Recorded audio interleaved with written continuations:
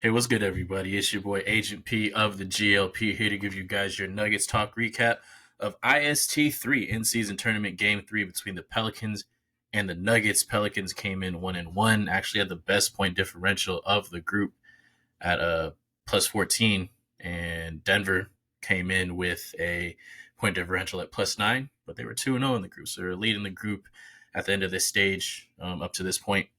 In the first quarter, the Nuggets started off slow defensively. Pelicans were able to go up 12-6. Quick timeout from Denver. After that, it was at the 4:09 mark. Both teams were shooting really well. It was 27-19 New Orleans at that point, though. They still couldn't miss. They shot 13 to 16 from the field at that point. It was kind of crazy. It was just like they played in the first game against us. They were running hot, but I think in this one it was a little more than just running hot. I think they were just really executing well. 2:41 mark, Nuggets went zone, went on a quick 7-0 run, got the lead to 27-26.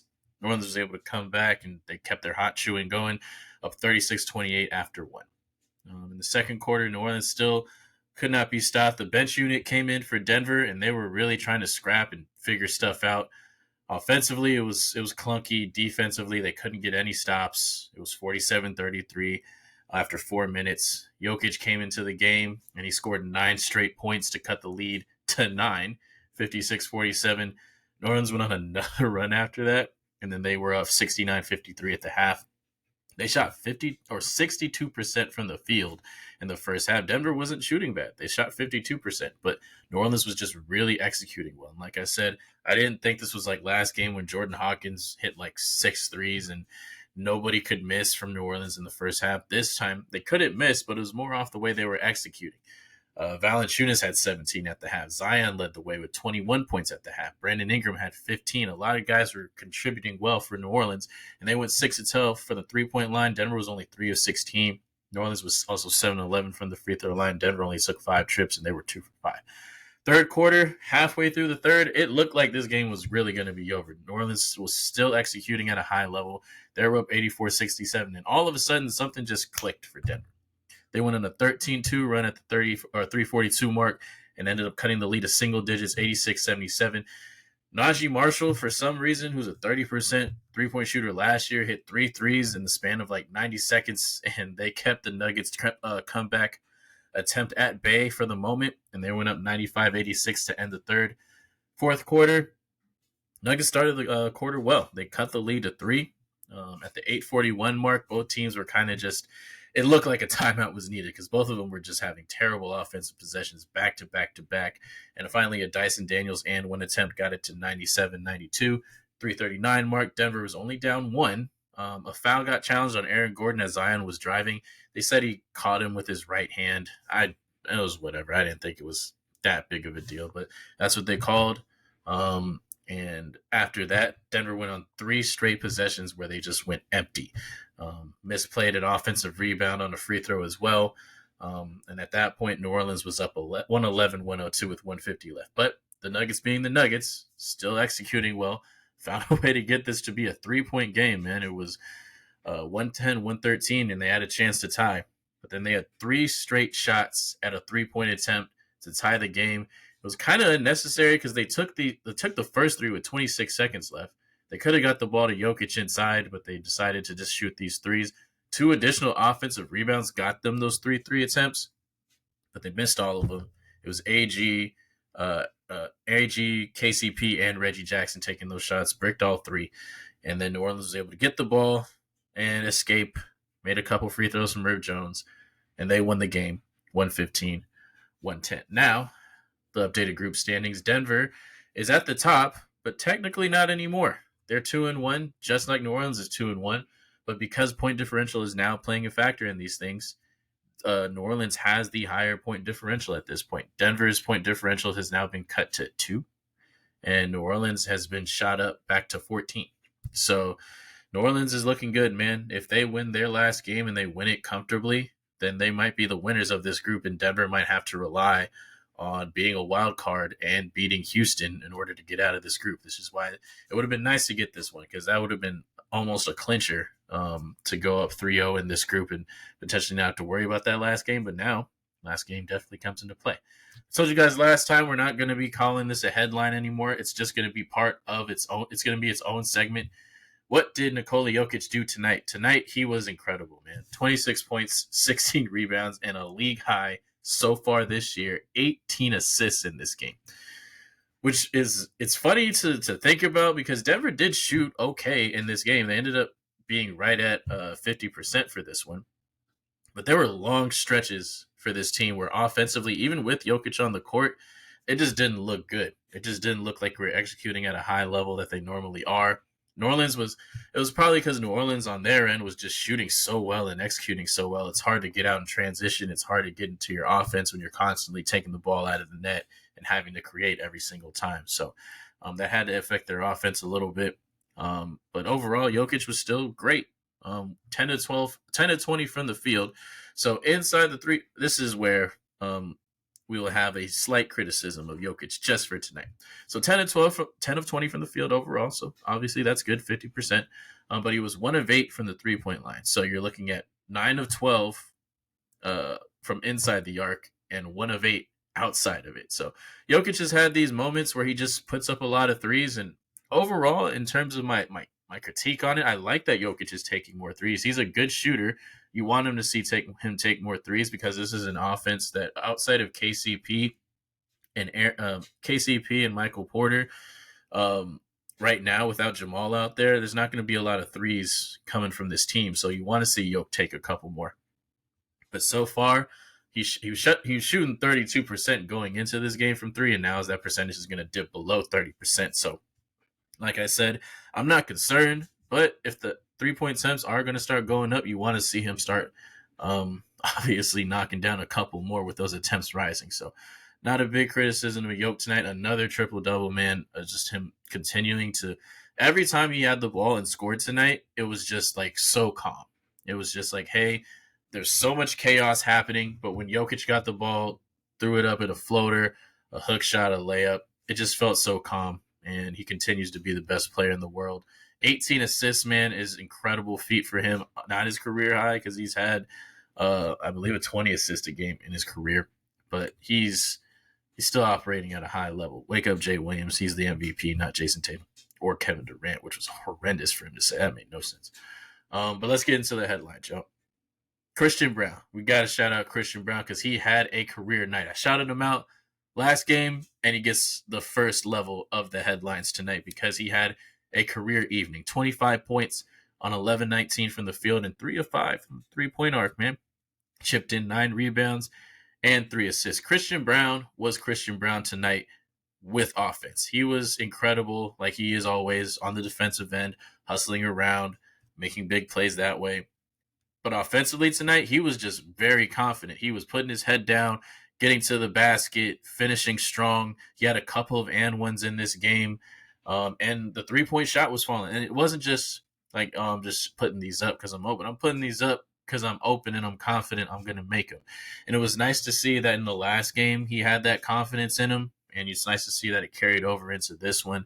You want to see Christian Braun to continue to be that aggressive because off this bench unit, especially with Jamal not playing right now, we going to need it. So 25 points from Christian Braun. I'm not expecting that every night, but I'm expecting him to be aggressive. So if he's anywhere in between 10 to 15 a night, at least in this stretch, I'll be more than happy to take that. So great game from Christian Braun. Hopefully he can continue to build upon this stretch. It's going to be tough. We're on a big road trip right now, so we're going to need him. I liked what I saw tonight. Let's hope that carries over. Michael Porter Jr. had a mixed bag tonight. So 18 and 10. That's obviously good. But team low was almost a team low, but a starter's low, minus 15. So there were a lot of stretches where Denver was making runs and coming back in this game, but Michael Porter Jr. really wasn't a part of that. He was making some plays here and there, but I think the big part of the big minus was when he came in with the second unit at the top of the second quarter when they just got ran off the court.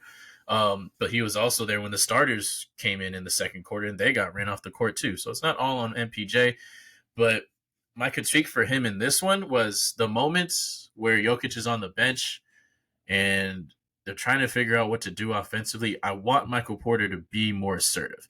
Now, I understand Denver's offense isn't an offense that's looking to just go one-on-one, hey, dribble the air out the ball and make something happen. But you can see that Porter at times throughout his career has been a guy that likes having the ball mid post, 16 to 20 feet away, um, and can make something happen. He can shoot over the top of almost anybody. And if he gets a pump fake off, I know he's not as strong, but he gets a pump fake off, quick hesitation, jab step, he can get himself to the basket. And I would think that would open this offense up more, especially without Jamal out there. It's hard for us to create. And you saw in that second quarter, this offense got really stagnant. They were trying to find some ways to score the ball. But Christian Brown, Peyton Watson, they're not really creators. You got Jalen Pickett, who's playing a little scared right now. Julian Strawther, the shot's just not there, even though they were talking about how he just shoots quick and maybe he's like rushing it. I just think he shoots quick, so I don't know if he's really rushing it. He's just missing right now. And it's tough to kind of get that confidence and rhythm when you know it's Michael Malone. You know, if you don't play good defense, he's going to yank you out of the game and you got to figure it out. But I'll talk about the rest of the bench in a second. But for Michael Porter Jr., I just want him to be more aggressive. And I'd like Denver, Coach Malone, to just emphasize getting him the ball more. We know they struggle offensively. We know that unit's out there to just play defense and run. But when there's stretches, 3, 4, 5 possessions, when you have to create something in the half court, I'd like Michael Porter Jr. to get the ball a little bit more. Rest of the start is KCP, 8 points and 8 assists. So he was the assist buddy with Jokic tonight. And again, incredible defense. He's honestly making a really strong run for the first 10, 11 games of this year to be in those early conversations. Because you know a lot of the time being on an all-defensive team or people who want to be in the defensive player of the year category, a lot of it's word of mouth. So you got to start putting this stuff out in the ether right away. And Denver's been really doing that. You see his teammates pushing for him. He's pushing it out there. So I am very happy with what KCB's been bringing, especially defensively. Aaron Gordon had 12 points, 8 boards tonight. Offense was a little bit clunky. He was trying to create off the dribble, maybe a little too much for my liking. Outside shot wasn't dropping. There's some free throws too. So wasn't the greatest game for him, but he was okay. And Reggie Jackson, 14 points. And another solid game for him, honestly, but his mistakes were loud. He had 4 turnovers in this one. Just a little bit too much. He was 2 of 7 from 3. Some plays it could have just been a little bit more simple. But I'm not too mad at the performance. Reggie has been playing really well overall, so I'm not too mad at it.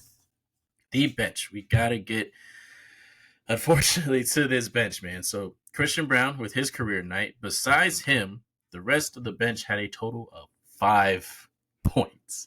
5 points for the rest of this Denver bench. They were awful tonight.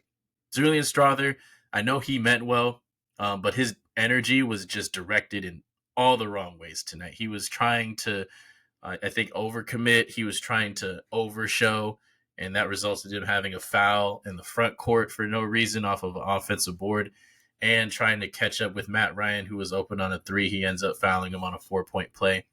He couldn't get his 3-point shot to go. He had a nice layup, a nice reverse layup within the flow of the offense, and he was cutting. He just didn't get the ball. So I'm not mad at his entire performance, but it didn't show up well in the stat sheet. He was a minus 16 tonight, and he's just going through a little bit of a rough rookie stretch right now. I want him to be on the court more because I want that 3-point shooting for this team. But defensively, he's just going to have to be a lot more sound. He can't commit stupid fouls like that. Malone's going to yank him out in a second.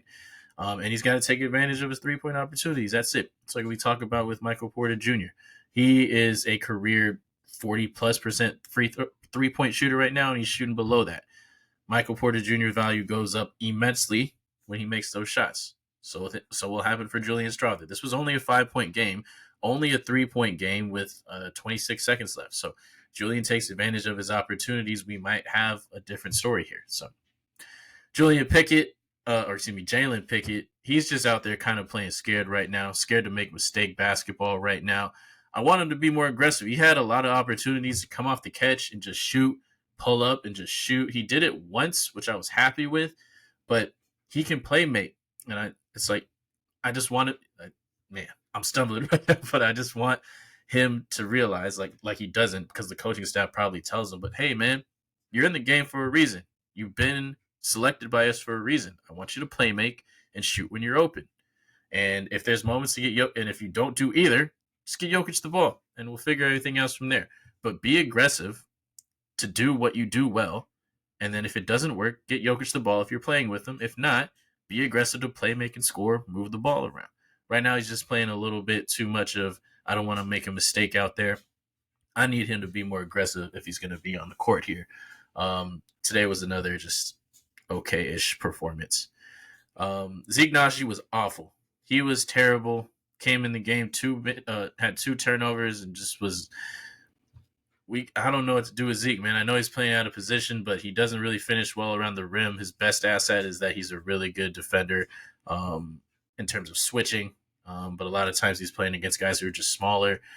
Zeke's going to have to figure it out, man. The jump shot has left him. I don't know what we're going to do, but he's going to have to figure it out somehow. Nuggets now are 9-3 overall, 2-1 in group play. Like I said, their point differential is now down to 2 after losing by 5 to New Orleans tonight. New Orleans jumped up their point differential to 14, and now they lead the group, even though they have the same record as Denver so far. Denver has one more IST game, and they have to make that one count. They're going to play Houston next Friday before group play ends. So not only are they going to, if they want to win the group, they for sure have to beat Houston and then hope that New Orleans loses their game. And that hope that Houston, who's only 1-0 right now, you got to hope that Houston goes L tonight and then L on Tuesday. So that the only team in the group with 1 loss would be Denver. At that point, you're looking at Denver. If they win their game, they're going to move on no matter what. If they lose, they most likely won't make it because to be a second group, to be a team that's 2-2 in the group stage, I don't know if that's going to be enough. I think some of these groups are going to be sided between teams who are both 3-1 with higher point differentials. So if there's a group with 2 3-1 squads, that team's going to make it out of the wild card, and it's only one from each conference. So Denver is going to have to win this one next week against Houston, and then hopefully get some help from the rest of the group going forward. We're going to see how it goes, but it's exciting, man. It's exciting because we have, I just went through that mini spiel, but we have all these little scenarios now that are going to come into play because of this in-season tournament. And we have got to win here, got to hope this team loses here, got to do this, got to score more points. It's all this little stuff that you wouldn't normally think of in the regular season, but we're thinking of it because it's an in-season tournament game. So I'm really happy to see it right now. Nuggets' next regular season game is going to be this Sunday. They're going to go to Cleveland, and then after that, they go on a back-to-back, and they play in Detroit on Monday. So I will be here for both of those recaps to get you guys seated and ready to go. Once again, at the Good Look Pod for all of the on all the socials. Please follow me and share all the content, and I will see you guys next time.